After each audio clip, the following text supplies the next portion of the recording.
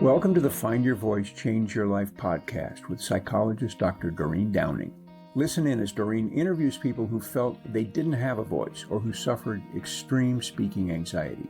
You'll hear stories about how they struggled to speak up, what they did to find their authentic voice, and the confidence they now feel to speak up and make an impact. If you want to get started right away to find your voice, download Doreen's free 7-step guide to fearless speaking at doreen7steps.com. And now, here is Doreen. Hi, this is Dr. Doreen Downing. Welcome to the Find Your Voice, Change Your Life podcast. Oh, I get to interview so many wonderful new friends that I've just recently had contact with. And Riana is somebody that I've met at her Brilliance Brunch. How do you like that name? Brilliance Brunch.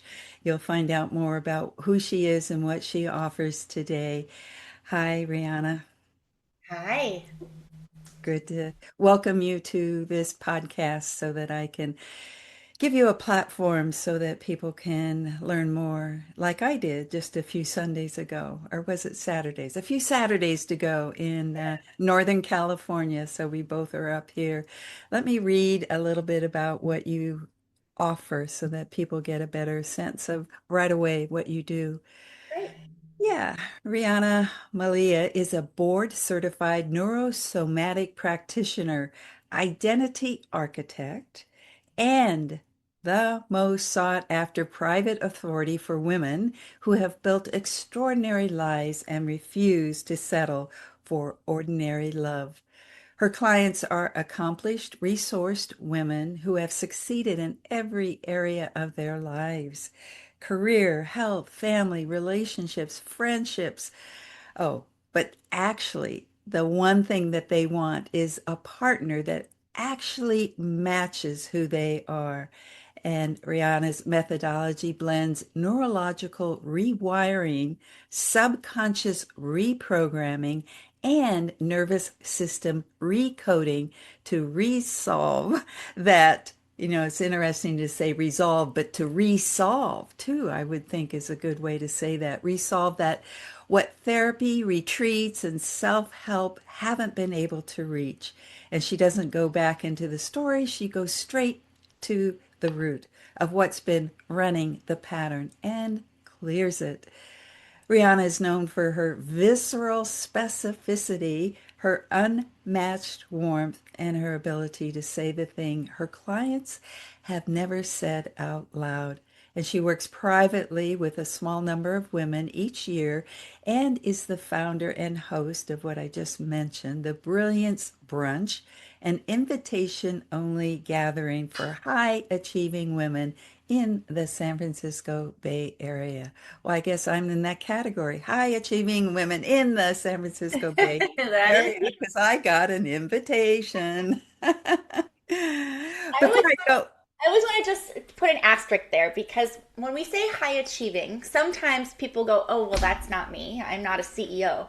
But high achieving and high capacity isn't tied necessarily to, career success. High achieving women who are, running a family, who are running a nonprofit, who are volunteering their time at the local soup kitchen, all of yeah, that is achievement. right. I would say what you're saying is active, women who are actively involved in their own lives Yeah. and feel good about everything, but not quite good enough about the partnering that they would, like you said in your bio, that matches all of who they are. Well, before I have a kind of a sense of how I want to do this interview with you, but first I just want to go back to, and I'm touching my heart because it was real meaningful to come to the Brilliance Brunch with you. I felt like you welcomed each one of us. There were about a dozen women there, and you gave each one of us a map. And it was something about getting clear and then getting creative and then claiming.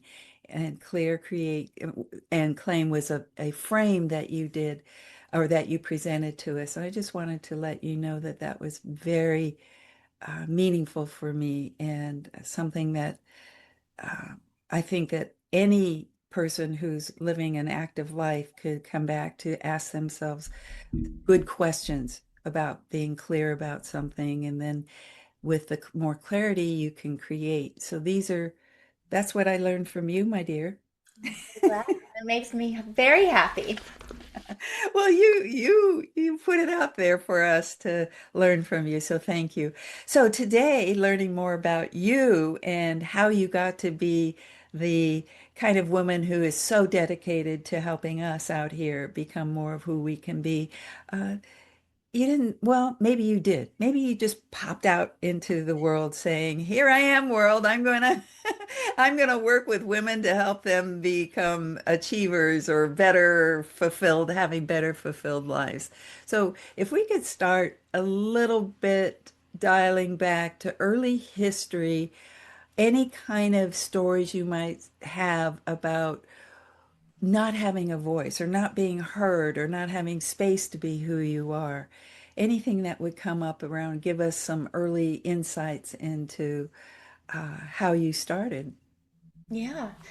Well, to answer your question, I think when I did come into this world, it was like, hello world, but no, it was not, oh, I'm going to work with women. And I think any of us who do the work that we do, we have a story and a journey. And part of getting to do the work that, God has called us to do or we are blessed to do in this world comes from the things that weren't just wonderful and fantastic and easy. And I grew up in Minnesota with my mom. My father lived in California. They were divorced when I was quite young. And I was really lucky to have grandparents that were amazing. And I spent my summers and my breaks at Gigi and Bumpy's house in a tiny town in southern Minnesota, population 2,400, Blooming Prairie. And I grew up in a horse barn. And the lessons of that and getting to, just we could have an hour conversation about just that. But throughout that time, my mom was a single mom. She worked really hard. She did the best that she could in caring for me. But there was also a sense of unsettled, and a sense of being unsettled. There wasn't necessarily always that sense of security. And my dad was never really involved very much. And I went off to college and he said, "Hey, listen, I'm going to pay for your room and board freshman year." I said, "Oh, that's great, thank you." And I got to school and I was 18 and doing the dorm thing. And a couple months in, I got a call that said, "Your bill was never paid. You are maxed on loans. So you either have to figure it out, you have 7 days, or you have to leave." And so when I was faced with that, I had to make a decision. So I ended up staying. I got 3 jobs. I rented a 5-bedroom house, filled the other 4 bedrooms, and did my thing. But there was definitely that sense of like, why am I not as important? And why would you even set it up if you're not going to do it, right? Why would you even put that out there? And then I got married at the very ripe old age of 23. Oh my gosh. Oh my gosh. Before you go too far, I just want to hold that because the listeners just heard, all right, so you're bopping along in life, and then you have this major betrayal, it feels like. But there had to be some indications besides at 8 when you went off to college that your dad said, "I'll do this for you," and then he didn't. I mean, it doesn't seem like, it seems like that already was some kind of pattern. Is Oh, that for true? sure. Oh, of course, absolutely. My entire life. Oh, I'm going Oh, to come see you, or I'm going to come do this. And then, and then the knowledge of, he had another family. He had 3 boys. And hearing about, oh, we're going to Tahoe, and oh, they're in all these sports, and oh, they're in private school. And it was like he was just oblivious to the message and the narrative that was giving me subconsciously, right? I was a little girl. I wasn't processing it like, oh, interesting. so How, they must have gotten divorced somewhere along the line, and he then remarried and had 3. oh, they got divorced when I was about 3 or maybe not even 3. Oh, Very, very, very, very, very little. oh, wow. Wow. Did your mom get remarried? Oh, yes. 2 more times and divorced both times. Ooh. Oh, Rihanna, that's a lot. That's a Yeah. lot of early chaos in your life and change. Well, I guess sometimes change and adjusting to that early on is helpful for us later on, early on, later on. I mean, I think part of those things that are survival also become part of what Ah, makes us who we are. Like I am so freaking yes. resourceful. Like you pretty much tell me Uh, no or I can't do something and I'm gonna figure out a way, or you're like, I don't know how to fix this, I'm gonna solve it. But that's a survival mechanism from reacting to, oh my gosh, something's wrong, how do I fix it?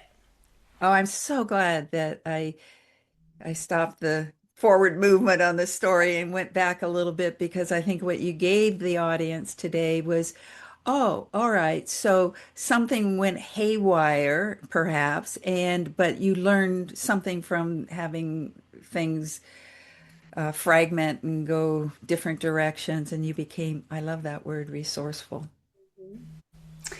I love it too because I do think when things come up, whether we're 18 or 88, that Yeah. feel really big, that we are Uh-huh. not really sure, the boulder drops and like, how in the hell Yeah. am I going to get to the other side?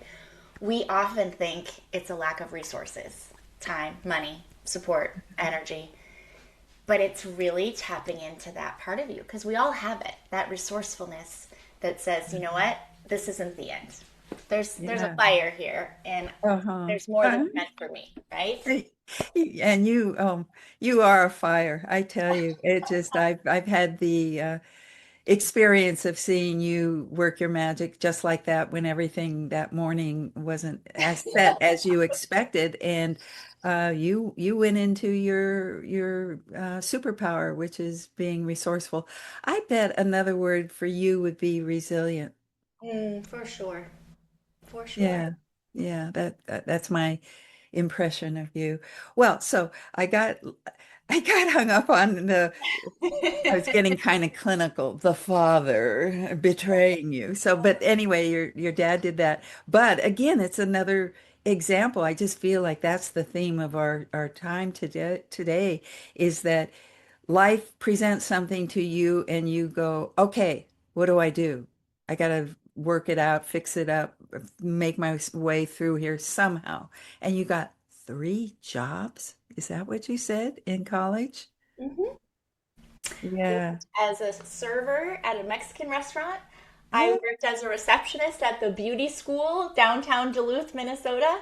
And I worked at this cute little shop that was mostly cards, but like stationery and paper. And then at the holiday time, there was a mall and they had pop up things, where they're not really like stores. And it was a bonsai tree cart. And I worked there to make extra money to buy gifts. so did you then make enough money to make it through your school when they said you're, yeah. I had loans that Uh-huh. I still have, sadly, at 50, parts of Yep. them. But I had loans to get through school, but then I needed to figure out, how to pay for a car and insurance and rent and all those things. Food Right. that you have to actually have to live. Uh-huh. Yeah, yeah. What were you studying in college? I was studying communications and Good for you. interpersonal relationships. I'm sure that doesn't surprise you. No, not at all. Yeah, yeah. I went to school and I started in sociology actually, and I was at the University of California, Berkeley in the 60s when they shut the campus down and we had speech movement, and I'm still doing free speech, right, with Find Your Voice. Think we maybe talked about that together, or maybe I just dreamt it. Sometimes I dream things and I think they really happen. But my daughter's going to graduate from college in 3 weeks from SDSU with a sociology and a psychology degree. So it's Oh, no. yeah, Yeah. yeah, Well, I'm sure that there are many ties between us that are invisible, but that have brought us together, for sure. probably, I trust that. So, okay, college and bounced out into what? Marriage. Oh, 23, got married. Because I was certain no one was going to love me. I had a lot of evidence for that, right? My boyfriend in high school cheated on me, my boyfriend in college. So I had all this evidence, my dad, all yeah. these things. And so I was certain I was going to just be this old woman by myself forever. And so part of, the flip side, like the shadow side of resourcefulness is also managing outcomes and getting really good at that. And to the point of where, yes, we got engaged, then he called off the engagement, but I was certain that, I knew better than the universe and this needed to happen. So I managed the outcome until we got back together and got married. And it was a very lonely marriage in a lot of ways. But we had our miracle baby. When I say miracle baby, like she is literally a miracle child that she's here, who, like I said, Why? is just, well, we didn't have sex hardly at all. And then we did, and I got pregnant and I had a miscarriage. And then we weren't together again for 2 years. And we were together one time and we got pregnant with Maddie and we were never together again. Oh. But when the night before she was born, she was due Christmas Eve. She was born November 30th. And the night before she was born, I was the maid of honor in my best girlfriend's wedding. And we did the whole thing, dinner and the dancing and the all the things, and then went the morning and did her brunch where she opened her gifts. And I went home and essentially went into labor, but my body was so lopsided, and we laughed like she only liked one side of me. And then when we had ended up having to have emergency surgery, they said your uterus is like only half the size, and her cord was wrapped around her neck, and she was breech, Oh. all the things. But Uh-huh. she never had to go to the NICU. I mean, amazing. So Uh-huh. it was a long, lonely time. And when she was 6, we were finally like, okay, we're gonna be done with this. And it felt calm, and really like it was gonna be okay. And the next day, something happened that made it not okay, and it turned volatile and crazy and horrible. And then that chaos. Wait. You mean health or some? No, we went to mediation. We made all these agreements. Uh-huh. We were gonna take her to Disney World. My only request was to my ex-husband, if you meet somebody or you already have whatever, like just give Maddie this first year. So if when she's with you, she's just with daddy, and not Uh-huh. don't bring somebody else into the mix for a year. Just give her a year.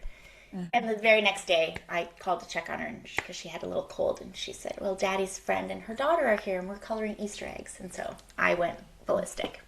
Uh-huh. She didn't get that time, right? It was immediately into Uh-huh. this whole other thing, and so years of anger and rage and sadness, and like when she was not with me, just I mean, there were days where I just literally couldn't get out of bed because I was so upset. And I did all the things that we're told to do, right? I went to therapy and I talked about it with my friends and I read the books and I did all of those things.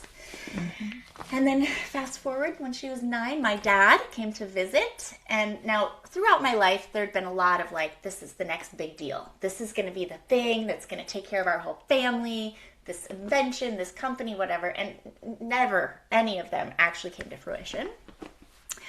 But he came, it was April, and it was freezing in Minnesota. We had just got like a foot of snow, and it had been so cold, like 40 below zero, that the pump at my house, I lived on a little farm in a little 100-year-old cottage, the pump was metal and it broke off. It snapped off because it was so cold. And so, in order to water the horses, I had to run a hose into the house and hook it up to the washing machine and then unhook it. It was a whole thing. I'm an island girl. I am not made for winter, even though I grew up there. Long story, he said, come take over this family business, move to California. And I said, well, I'm not moving for the next big deal. I'm not leaving the horses. And my mom, and again, remember, they'd been divorced since I was 2 or 3. She had just had a surgery. She did nails for a living. And she had a surgery on her vertebrae in her neck, and they nicked a nerve, and she couldn't move her right arm at that time. So she was recovering and in pain, and also she was self-employed. So she wasn't bringing in any income. And I said, and I'm only going to disrupt Maddie's life one time. That's it. And he's, said, nope, here's the financials. Bring your mom, bring the horses. We'll build a barn. It's going to be amazing. So against everything in my gut, I Oh, said, yes. Oh, yes. right? Like Right. my chosen family, my best girlfriends who are like my sisters, they're like, are you insane? Like, Yeah. we know this man. You cannot trust him. Yes. I honestly, though, I was tired. I was running an oncology company. I was raising my baby. It was freaking cold. Like, it sounded like actually a little bit of a respite, if I'm being really truthful. Right. Uh-huh. So we came to California. We came to Mill Valley. And the first few months were magical, fairy tale. Had this fun relationship with my dad, my parents. We were having Sunday family dinners, weekends with the horses. Maddie got to go to the beach whenever she wanted. And then this whole thing happened, and I ended up in the middle of a DEA investigation. And that relationship with my father over, the business, all the assets were frozen. The stability that I thought that I had completely destroyed, and I had to make another choice, like I did when I was 18. Do I Yeah. stay in school? Do I stay here? And I could have moved us back to Minnesota. Probably couldn't have brought the horses back, but that's not the end of the world. Or I could keep my promise to Maddie and break this generational cycle of broken promises and no, like a lack of integrity in that parent-child relationship to give you that sense of safety. And at the end of the day, that's what we did. We stayed, and I had several $100,000 in debt after a period of time, but it was the beginning to what brought me to this work, and ultimately being now married 2.5 years to the most incredible, amazing, perfect love of my life husband for me. And I think I can say, for him too, but without the work, I would have never married him. I wasn't capable of being the woman that I am. I was so attached to the identity of the story and all the stuff that I had been through and lived through, and then an abusive relationship when I moved here. And all of it was very consuming around sadness and anger and betrayal and hurt. But what became evident to me is when we stay in that space and we continue to tell the story and we tell it the same way over time and la la la la la, and you're in it, right? You're just in your story. The difference between staying in it, which completely defines you, versus being able to do this work and instead of standing in it, you stand on it.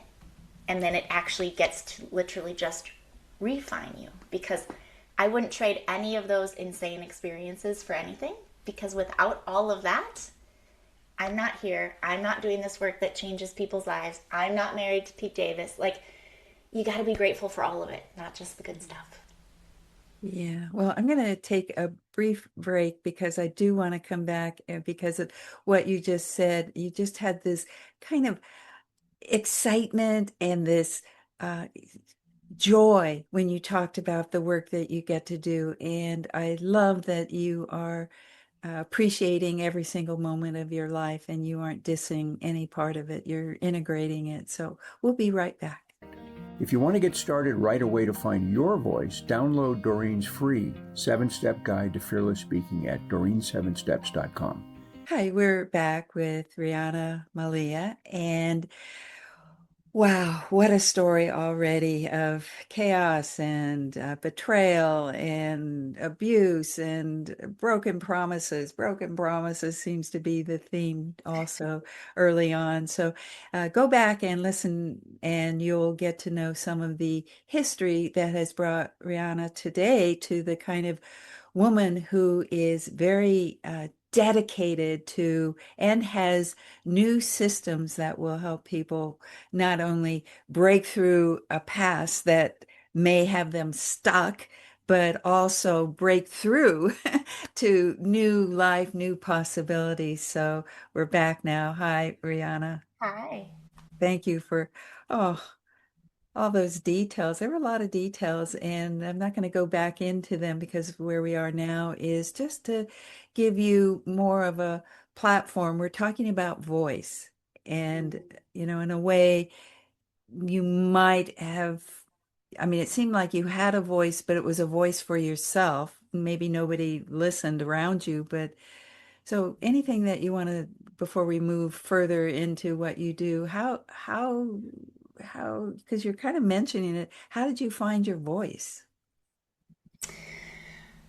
I didn't really find, I mean, it's interesting when you say that, because I can look back at times in my life where I thought I had it, where I felt like I did, but the truth is that I didn't. And the underlying narrative and current for me was always that I had to beg people to love me. I had to make them love me. I had to do something or be different, right? Because I had too many big ideas and I was way too much, and then I wasn't enough in this other area, and I had to like become somebody that I wasn't in order to be loved. And that's a false sense of finding your voice. I didn't really find my voice, honestly, until 10 years ago, and I just turned 50. In a way that I let go of all of those stories that I was too much, too broken, too this, too that, all the stuff. and to be able to just be me in all of me, because I can be a lot, right? I get ideas and I'm like, let's go do this. But that's part of what makes me amazing, is that that's just who I am. And so being able to just be all of me, and I am the same person in every room. Doesn't matter if we're at the grocery store, we're at the opera, like I'm just me. And that's for me the definition of really finding my voice is I don't become a different person in any situation or feel like I have to be in order to have somebody like me or love me or whatever it is. Mhm. So how does this then come into the work that you're doing nowadays with Yeah. people? This, and I love the word amazing. I know that is how I feel you feel about yourself, and you radiate that. And it feels like by you radiating amazing, that it touches those of us who are listening to you, and we kind of find our own amazingness. So, And I also want to say that just because that, like, I 100%, I know that I'm amazing and I have an amazing life, but it doesn't mean there's not hard stuff still, right? I'm not immune to it, but I don't stay in it. And that's, I think, the beauty of this work, right? It's not about like, oh, you're never going to have these thoughts or these processes again, because we're human. I'm not going to give you a lobotomy, but I'm going to teach you how to pull yourself out of it in seconds, not hours, days, weeks, months. But really, I think, the basis of the work, and you can see my little fun little thing is, so my thing has always been your very best life. And whether we've been friends for 10 minutes or 100 years, I want you to live your version of your very best life. And beautiful. there's a different definition of that for Yeah. every single one of us. Oh, But the that's, truth is you cannot go from past pain and betrayal and childhood stuff and divorces and failed businesses and all the things that we experience in life to just living your very best life. We have to clear before we can create. We have to clear the story to yeah, create the life. yes. Everybody says, I want a different story. And I say, great, stop telling the old one, Yes. right? Stop telling the old one. But you talked about this earlier. We have to clear the cycles to create the confidence, right? Right. Those patterns, we have to clear the patterns to create the partnerships, because we want loving, fulfilling partnerships in our friendships, in our romantic relationships, in our business relationships, and all in our communities.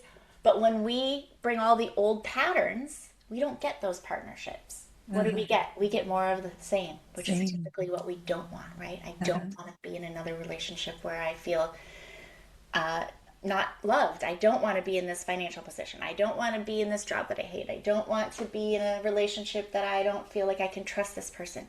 The problem is the unconscious mind, which is 90% of it. 90% of us is the unconscious mind. It doesn't hear the qualifying don'ts. It just knows what you're focused on. And it's why people end up in the same circumstances over and over in life. They date the same person, they marry the same person, they end up in the same situations in every job they go to. The boss hates me, whatever it is. It's so simple and so complex, but it's where it all starts, because Right. we are focused on those things. So, and we have to clear the resentment to create the results. And I see Well, this. whatever is what you're talking about is people are saying, I want this, which is not what they have currently. Then they have to do the clearing first. And that's the process I think that you're talking about is you can't even create till you've got more clarity or more space or more a clearing Right. from which you can create. 100%. And to your point, before you can clear anything, we have to get clear. And that's where this work starts. It's at a level of specificity and clarity. When we really talk about clarity, that becomes kind of your menu, right? It's like your values, your non-negotiables, your desires. And I think we talked about this at the brunch, but I'm going to say it again because I think it's Yeah. just so good. But it's like going to a restaurant and sitting down, and the server comes by and says, what can I bring you? And we say, well, I'm thirsty. I'd like to start with a salad, some protein, and a vegetable. And they bring us an iced tea and a Caesar salad and a beautiful roasted chicken and some potatoes, and we got exactly what we ordered. 100% exactly what we ordered. The problem is, I wanted a glass of champagne an arugula salad with figs and goat cheese and beets, a lovely piece of salmon, and some roasted asparagus. And when I ask people, what do you want? Who are you now? Uh-huh. They, Yeah. People will say, well, I know what I want. I know who I am. But Uh-huh. they've never been asked in a way that gets that clear. Now, when we have that, you have your menu. And it's why most people go through life almost getting what they want, kind of getting what they want, and then longing for, why does it never happen for me? Hmm. Hmm. Well, I know that the process and the women that day at Sunday brunch, the Brilliance Brunch, mentioned breakthroughs by working with you.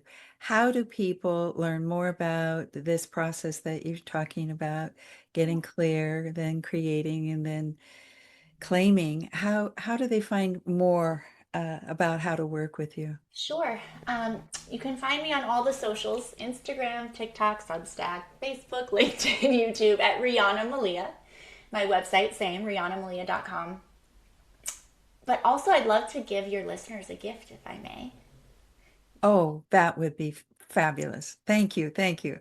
So, something that I've created over the years and developed and continue to refine is something called the Extraordinary Love Index, which we lovingly refer to as the ELLE. And the ELLE answers the question, what is standing between you and extraordinary love? And it's not just romantic love, right? It starts here. It starts with self love. But it is an actual accredited diagnostic. So it's 40 questions. So it's not the what Disney princess are you? So give yourself a good 10 or 15 minutes to answer those questions thoughtfully, because it looks at 9 key areas. And then I'm going to send you a 28-page personalized report looking at all of those areas and breaking it down for you based on what you said. And it's going to show you, based on this, here's what's probably showing up in your life.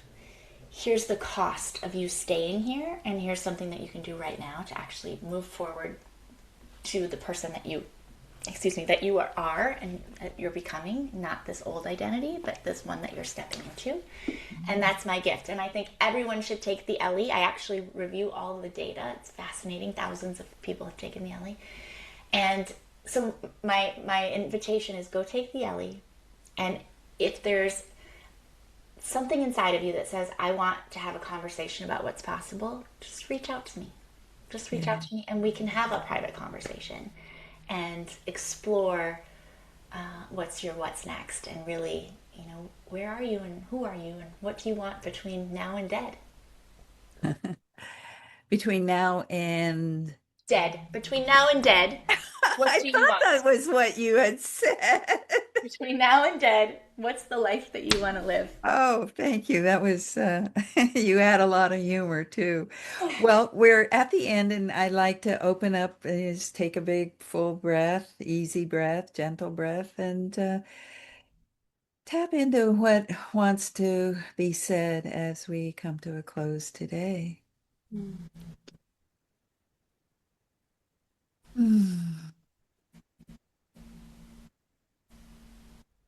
Thank you. Yeah, in opening up my listening to what comes through right now for you, I feel like my heart is smiling and I'm dancing with you. What about you? I love that. What is coming up for me? I think it's really to use your dancing, the dance between understanding how blessed we are and also still having days that feel really effing hard. And no matter how much we learn and how much work we do and how many tools and resources that we have, there's still going to be days or situations or circumstances that still feel hard. But the kind of the butterflies around that for me is the knowledge and the clarity and the confidence that it doesn't last, and it's all solvable, right? It's all solvable. And never to believe the voice in your head, because she's a liar. Well, I think I just want to go done. But I also just heard the butterflies, and I like that analogy. Just thinking of life is also. I mean, when I get today, I know I gave you the last the last word here, but it just. I guess I just want to keep talking to you. And I think that there's a way in which my listeners have been um, I don't know, stimulated would be a good word by your energy and what I noted earlier about your fire and what your beliefs. That's it. What you believe is possible for people helps them begin to see it for themselves. That's it. That's what. Yes. Thank you for your vision and for what you help women to become more of who they already are. Thank you. It's an honor. Thank you for being with us today for this episode of Find Your Voice, Change Your Life. Each person during interviews shares what has helped them find their voice. You can learn from these guests and find your voice so you can be confident to speak up and speak out. And remember to download Doreen's free 7-step guide to fearless speaking at doreen7steps.com. We hope you enjoyed the show and will return next time. Until then, goodbye for now.